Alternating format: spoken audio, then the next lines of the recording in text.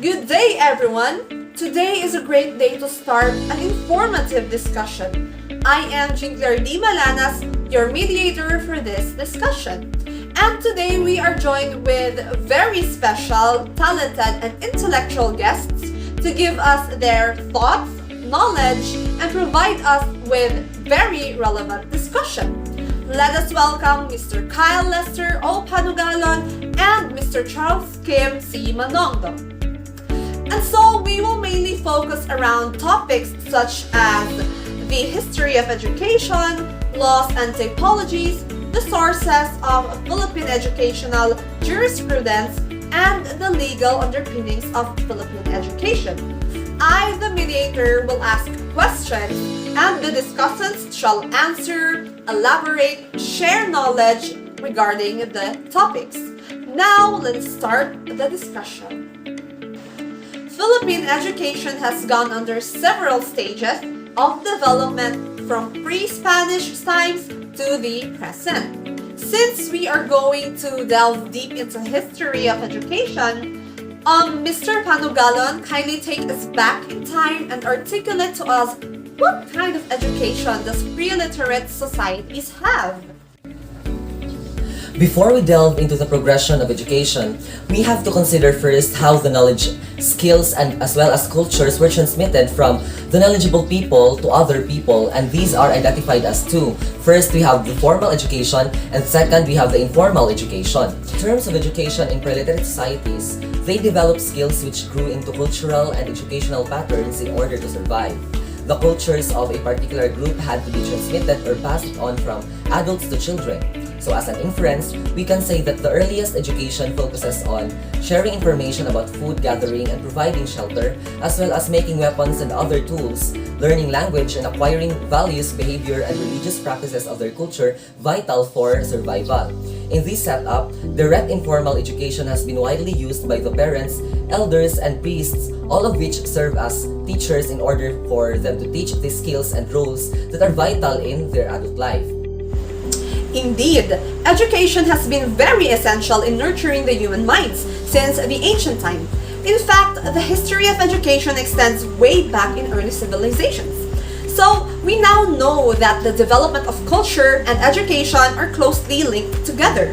Back then, people really haven't thought of actual education, but they learned how to hunt, cook, make fire, weave clothes, and perform ritual rites. And those were actually the first signs of education being passed on from time to time. This was education as a means of survival. And now, how about you introduce to us the history of education coming from different continents? What are their forms? What do they focus on? And how do they differ from each other? The general form of education in ancient Africa and Asia is more focused on the formal type of education, where an individual conducted classes of highly established sciences or aspects or teachers. Now it is about 3000 BC to about 500 BC that the ancient Egypt's education was fostered by so-called priests in the temple schools. Now the focus is not only limited to religion, but also include the basic principles of writing, sciences, mathematics, and architecture.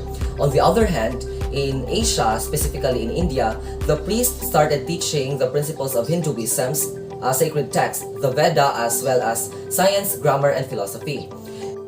So based on history, the ancient Greece education was considered as one of the origins of Western formal education. The Greeks' educational system was structured to support the political and social life at the time. Additionally, in ancient Greece, it was divided into small and often competing city-states, namely Athens, Sparta, and Thebes. Now, Athens is more focused in a humane and democratic society and education, but only one-third of their population were freed citizens, and only the sons of the freed citizens attended a school. On the other hand, Sparta is the chief political enemy of Athens, where the former is in which dictatorship and education was used for military training and drill. In juxtaposition, the Sparta gives girls or women the luxury of attending the school, but it was most focused on the being athletic or in athletic aspect. They are given athletic training to prepare them to be healthy mothers of Spartan soldiers. In juxtaposition to Greeks' education, the Rome's education is inclined with war, conquest, politics, and civil administration. In Roman education, only minority of Romans attended the school, and this is only for those who had the money to pay tuition and time for classes. They already have a well-structured education organization because they already have primary schools named alodus, and for secondary schools it is named pedagogues, where boys are allowed to study while the women are learning at home. On the other hand, education of Jewish people is more influenced by religion, specifically with respect to printed words and the truth revealed to them by God in the Bible. The students are taught with religious beliefs, laws, ethical practices, and vocational skills, and advising the students to study the Torah as well as the Talmud. It is a book for religion and civil law. Rabbis are the teachers in this time and taught in schools within synagogues. These synagogues are the place of worship and religious study. That was a very interesting information. We have now identified the forms of education from different countries. Based on what you said, it is safe to assume that all the forms are uniquely influenced by religion, political views, philosophical, and scientific views. Now, Mr. Panugalon, can you elaborate to us the progress of education and how did it develop over different periods of time? During the Middle Ages or the medieval period, Western society and education were heavily shaped by Christianity. In 10th and early 11th centuries, Arabic learning had a pronounced influence on Western education. From contact with Arab scholars, Western educators learned new ways of thinking about mathematics, natural sciences, medicine, and also philosophy. The Arabic number system was especially important and became the foundation of Western arithmetic. In the 11th century, medieval scholars developed scholasticism. Now, what is scholasticism? It is a philosophical and educational movement. Now, scholastics attempted to reconcile Christian theology with Greek philosophy. Now, one scholastic is Saint Thomas Aquinas, which authored Summa Theologiae, reached in its high point in the 13th century at the University of Paris. Now, the Renaissance education, or the birth of learning, it began in Europe in 14th century and it reached its height in 15th century. Now, scholars became more interested in the humanistic features, that is, on the secular or worldly aspects rather than in religious aspects of Greek and Latin classics. Now, humanist educators designed teaching methods to prepare well-rounded and liberally educated persons by incorporating fields such as archaeology, astronomy, mythology, history, and scripture. Now, what is the difference between education in the Renaissance period and the medieval times? Basically, the education in medieval ages is more focused in accentuating Christianity with education. They also developed scholasticism, a philosophical and educational movement, where the scholastics attempted to reconcile Christian theology with Greek philosophy. While in juxtaposition, the Renaissance is more focused in humanist features or in the secular or worldly aspects rather than in religious aspects of Greeks and Latins. Now, what happened next? So the next thing to happen, or that happened, is more concentrated in 16th century to up to 19th century, where many educational development happened between these periods. So, could you give us a run-through to those centuries? Now, in 19th century, the foundation of modern education were established. Now, first we have Swiss educator Johann Heinrich Pestalozzi, which he developed an educational method based on the natural world and the senses, where he affirmed that schools should resemble secure and loving homes. Now, Pestalozzi believes that children should study the objects in their natural environment, or so-called object lesson, that involved exercise in learning from number and language. Now, the German educator Friedrich Froebel created the earliest kindergarten, and he is also known as father of kindergarten. It is a form of preschool education that literally means child's garden in German. Now, Froebel believed that every children's inner self contained a spiritual essence or a spark of divine energy that enabled the children to learn independently. Now, British sociologist Herbert Spencer strongly influenced education in the mid-19th century with social theories based on the theory of evolution developed by the British naturalist Charles Darwin. So Spencer revised Charles' biological theory into social Darwinism, which entails that a body of ideas that applied the theory of evolution to society, politics, and economy, and also the education. So next question is, what are the countries involved in the organization of the national system of education? Now, in the 19th century, governments in the United Kingdom, Germany, France, Italy, and other European countries organized national systems of public education. Now, the United States, Canada, Argentina, Uruguay, and other countries in North and South America also established national education systems based largely on European models. Now, in 20th century, many works and writings of educators influence education around the world, which includes the writings of Ellen Key. Now, they also believe in the progressive education, which also emerges, and it emphasizes the needs and potentials of the child, rather than in the needs of the society or the principles of religion. Now, some influential progressive educator includes Maria Montessori of Italy. On the other hand, the works of John Piaget had a major impact on education theory in the early 20th century, particularly in Europe. Additionally, John Dewey advocated education that would fulfill and enrich the current lives of students, as well as prepare them for the future. Now, the 20th century has also been marked by the emergence of national school systems among developing nations, particularly in Asia and Africa. Now, compulsory elementary education has become nearly universal at this point, but evidence indicates that large number of children are not attending the school. To improve education on the elementary and adult levels, the United Nations Educational, Scientific, and Cultural Organization, or UNESCO, conducts literacy campaign and other educational projects. Indeed, that the development of education has come such a long way from the early civilizations up to the present times. Now, we go to the laws and typologies, which will be elaborated by Mr. Manongdo. So, what is law and why is it considered as a form of reason? So law is a subject of jurisprudence. It is any rule, requires any forms of standard or patterns of which actions are to be confirmed. Laws influence our daily behavior and action from person to person up to the society.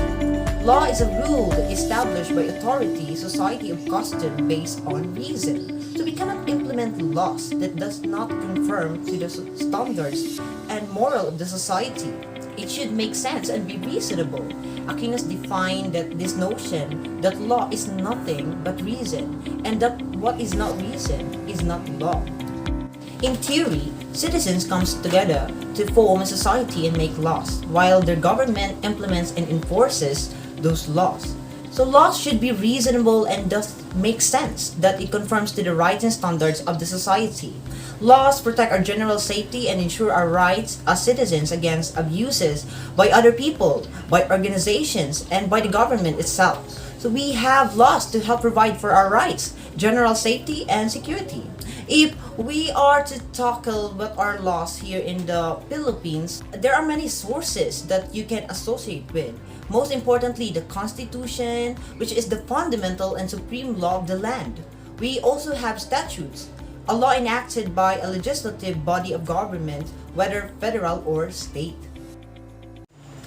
Okay, so why is the Constitution considered as the highest expression of the law?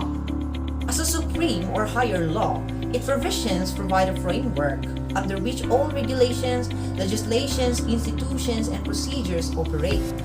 Additionally, in the published paper of Palafox 2012 in the Philippines, the Constitution, whether written or unwritten, is recognized as the supreme law of the land, as it serves as the basis for the legitimacy of any governmental acts necessary for its existence. We also have treaties and conventions. This is just the same with how statute works. To substantiate the idea between treaty and convention, a treaty is the agreement between two or more parties to solve an issue that affects the parties signing a treaty. A convention is the set of rules for parties agreeing to the convention to solve an issue that affects the larger part of the world. Lastly, we have this what we call judicial decision, Judicial decisions constitute one of the most important sources of legal authority, along with the legislative and regulatory enactments in our common law system. Only decision of its Supreme Court established jurisprudence and are binding on all other courts. Establishing the main sources of laws here in the Philippines, we also need to tackle about the 8 types of laws. This embodies the standards and patterns of the society's moral and rights of the citizens. So the first type of law is the criminal law.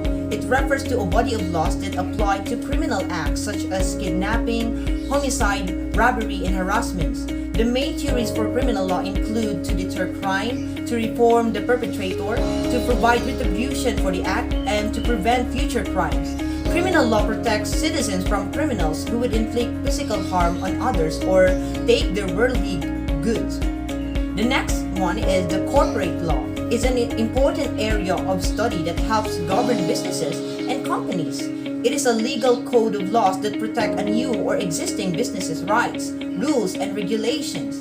International law is a system of treaties and agreements between nations that governs how nations interact with other nations, citizens of other nations, and businesses of other nations. Commercial law is a broad term for a range of legal services designed to support businesses in making money from their products and services. The purpose of commercial law is to allow commercial activity to meet the demands of the business community. The next type of law is what we call the family law. It's a body of law regulating family relationships, including marriage and divorce, the treatment of children, and related economic matters. Family law lays out and protects the rights and responsibilities of family members across a wide spectrum of situations. Generally, constitutional law is the foundation of all law in a specific jurisdiction. It establishes governmental authority and power, as well as limitation and grants of rights. The Constitution contains the most important rules of our political system. It protects the rights of the people inside the country, and it explains their obligations. The next type of law is what we call the labor law. It is a legislation specifying responsibilities and rights in employment, particularly the responsibilities of employer and rights of the employee. Ultimately, labor laws benefit both the employee and employer by creating a peaceful relationship between the two. Intellectual property law deals with laws to protect and enforce rights of the creators and owners of inventions, writing, music, designs, and other works, known as the intellectual property.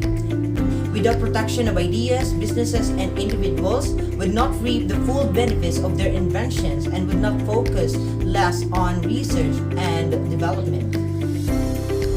And now we are done with the laws and the typologies. We now go to the sources of Philippine educational jurisprudence. It is important for us to know the legal basis of Philippine education to identify who is held accountable. Administrators and educators should also be knowledgeable about the law for them to know what they should comply and ensure that their students' rights to education are protected. Now, let us explore the Article 14 from the 1987 Constitution and let us tackle the different sectors of education. Mr. Panugalon, take us through the Philippine Constitution of 1987. What is it all about? So it is true that the Philippines have many sources of Philippine educational jurisprudence, and one of which is the Constitution. Now, in the Philippines, we have many constitutions that have been enacted through the years, and the latest one is the 1987 Philippine Constitution, which was established as a representative democracy with power divided among 3 separate and independent branches, namely executive, bicameral legislature, third is the judiciary department, and the primary purpose of the Constitution dictates the permanent framework of the government to form a more perfect union, to establish justice, and lastly is to ensure peace of the nation. Hence, the Constitution provides the principles of how the government can run itself. Additionally, the 1987 Philippine Constitution took effect during the presidential term of Mrs. Corazon Aquino. Okay, so Mr. Panugalon, how does the Constitution relate to education? So the 1987 Philippine Constitution has different articles that focuses on different aspects, including the bills for the rights of people, the general provisions, as well as the law concerning the three branches of the government, and most especially in the aspect of education that highlighted its importance, the sports as well as the culture that is stated in the Article 14 of the Philippine Constitution.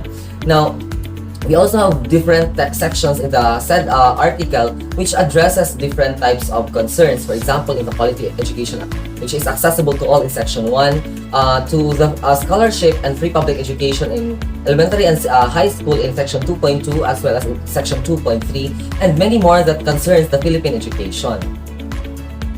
Indeed, it was expressed in the Constitution that the state must provide quality education for all and make every effort to reach out to the farthest communities in order to educate as many citizens as possible for free. And so we are leaving this topic full of knowledge about the Constitution. Now we go over the topic statutes. Statute is defined as a law enacted by a legislative body of government, whether by federal or state. Now, let us say that a teacher wants to know their rights and obligations. Where can they find these? Well, Ms. Malanas, the rights and obligations of the teachers have many legal bases. One example of legal basis for the rights and obligation is in the Batas Pambansa 232, otherwise known as the Education Act of 1982. It was signed into law by President Ferdinand Marcos. It establishes the rights, duties, and obligation of those in education community. Since we have already mentioned about the Education Act of 1982, I might as well introduce to you to some of the obligation of the teachers, which can be found in Section 16. A teacher shall be accountable for the efficient and effective attainment of specified learning objectives in pursuance of the national development goals within the limits of available school resources. This means that a teacher should exhibit her professionalism by efficiently utilizing the appropriate content materials in the teaching and learning process, as well as integrating a pedagogical support in technological resources. Moving on, we go to the case laws and jurisprudence. It seems that in this part, the information is quite vague, yet very interesting. Now, can you give us an overview about this? What is this all about, Mr. Panugalon? Whenever we talk about case law, we have to think that case law in this sense means written opinions of appellate courts deciding a point of law. When judges have to make decisions on the matters of law, they must follow the decisions of their predecessors or superiors. This principle of stare decisis is crucial in maintaining the element of predictability in juridical relations. Now, when we say stare decisis principle, this means to stand by things decided. So whenever the court faces a legal argument, if a previous court has ruled on the same or closely related issues, then the court will make the decision in accordance with the previous court's decision. And now let us talk about regulatory laws. Regulatory law involves creating or managing the rules and regulation created by federal and state agencies. Now, in this part of the discussion, let us discern the different regulatory laws of education. In terms of regulatory laws, we have different kinds of laws that are under this kind of law. Now, for example, we have Republic Act number 7836, otherwise known as the Philippine Professionalization Act of 1994. Now, these laws strengthens the regulation and supervision of practice of teaching in the Philippines and prescribing that licensure examination for teachers and for other purposes. Now, this law defines teaching as a profession concerned with classroom instruction in accordance to the curriculum prescribed by the BSED. Another is the teacher or are the teachers, which are the persons engaged in teaching both elementary and secondary education. Third is the board examination necessary as mandated in the law. And lastly, the commission, which refers to the commission that will regulate the professionalization in the Philippines. And now we go to the Magna Carta for Public School Teachers, otherwise known as Republic Act number 4670. It was envisioned to provide programs for promotion and improvement of well-being and economic status of public teachers. Now, kindly inform us about the privileges of the teachers. What are the conditions for them to avail the benefits? Mr. Manongdo? Based on the Magna Carta for public school teacher, we can determine what kind of privileges that the teacher could benefit and the conditions they should consider to avail. This is stated on the Article 4, Section 22 that the benefits the teacher could avail includes medical examination and treatment. Compulsory medical examination shall be provided free of charge for all teachers before they take up teaching and shall be repeated not less than once a year during the teacher's professional life. Now, let us explore on the Code of Ethics. In 1997, the Board of Professional Teachers adopted the Code of Ethics for professional teachers in the Philippines. Now, let us talk about the teacher and the profession. Mr. Manongdo? Yes, Miss Malanas. We know that being professional teacher is a serious matter. They must love and embrace their professional wholeheartedly. In addition to that, they must be dedicated, for it is part of their pride. Every teacher must have this attitude of having an open mind while being aware of continuous growth or for the betterment. Now we go to the ordinances. Mr. Panugalon, tell us something about it. When we say ordinances or ordinance, it means as an act adopted by a municipal governing body having effect only within the jurisdiction of the municipal government. It is a local law of a municipal corporation duly enacted by the proper authorities prescribing general, uniform, and permanent rules of conduct relating to the corporate powers of the municipality. That was very informative, Mr. Panugalon. Now, to sum everything up, education law is particularly fascinating because it constantly seeks to strike a balance. The balance between giving teachers job security and intellectual freedom while ensuring that they competently educate their students. So we are ending this topic with an enriched mind full of knowledge about the legal basis of education. We now go to the legal underpinnings of Philippine education. We start off with educational structure. So, Mr. Manongdo, how is the Philippine education organized? Here, we present the timeline of how the structure of education was built based on the legal underpinning of the Philippines. Which is on February 27, 1945, the Department of Instruction was incorporated in the Department of Public Instruction, wherein the 1947, the Department of Instruction was converted into the Department of Education in the virtue of Execution Order number 94. This is also the time where the regulation and the supervision of public and private schools belong to the Bureau of Public and Private. Wherein 1972, by the virtue of Proclamation 1081, it was converted into the Department of Education Culture. Wherein in 1987, by the virtue of the Presidential Decree number 1397, the Department of Education Culture became the Ministry of Education and Culture. Wherein also the same year, by the virtue of Executive Order number 117, since the creation of Ministry of Education and Culture and Sports, it became the Department of Education, Culture and Sports. In 1994, the Department of Education, Culture and Sports remained unchanged, but this time, Commission on Higher Education and Technical Education and Skills Development Authority were established to supervise tertiary degree programs and non-degree technical vocational programs, respectively.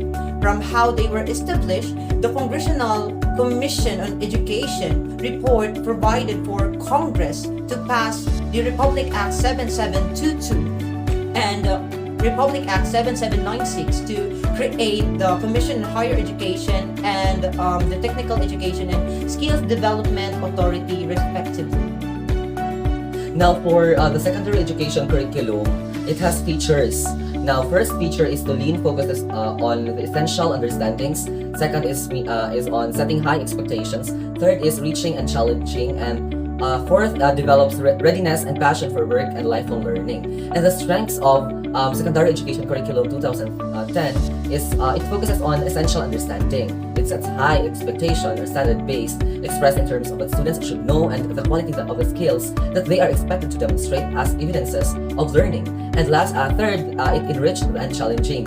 So it provides a personalized approach to developing the students' multiple intelligences. And lastly, we have to develop readiness and passion for work and lifelong learning. That's it. That's a wrap. We have now arrived at the end of the discussion. So thank you so much, Mr. Panugalon and Mr. Manongdo, for sharing your thoughts and for giving us a relevant discussion. So, and for the viewers, I hope you have learned something from this discussion. Once again, I am Malanas, and thank you for listening.